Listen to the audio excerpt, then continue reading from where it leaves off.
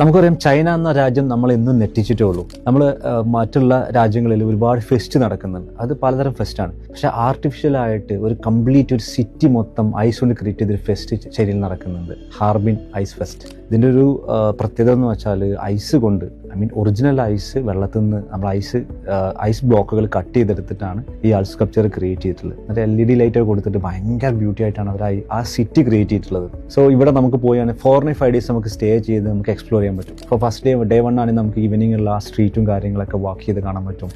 Second day നമുക്ക് വേണമെങ്കിൽ Siberian tiger ആയിട്ടുള്ള ഒരു പാർക്ക് വിസിറ്റ് ചെയ്യാം. സ്നോ വേൾഡിലോട്ട് നമുക്ക് എന്ത് ചെയ്യാം, കംപ്ലീറ്റ് സ്നോ വേൾഡ് സ്പെൻഡ് ചെയ്യാൻ പറ്റും. അവിടെ പോയി നമുക്ക് സ്കേറ്റിംഗ് അതുപോലെ തന്നെ സ്ലൈഡിംഗ് ഒക്കെ യൂസ് ചെയ്യാം. പിന്നെ അതുപോലെ തന്നെ നല്ല പിക്ചറിക്കായിട്ട് മൊമെന്റ് സ്കൾച്ചേർഡ് ആയിട്ട് ക്രിയേറ്റ് ചെയ്ത ഒരുപാട് സംഭവങ്ങൾ, ഒരു ബിൽഡിങ്സും കാര്യം നമുക്ക് കാണാൻ പറ്റും. ഇവിടെ നമ്മളെ നല്ല രോമങ്ങളുള്ള കുതിരകളെയാണ് നമ്മളെ വഹിച്ചുകൊണ്ട് പോവുക.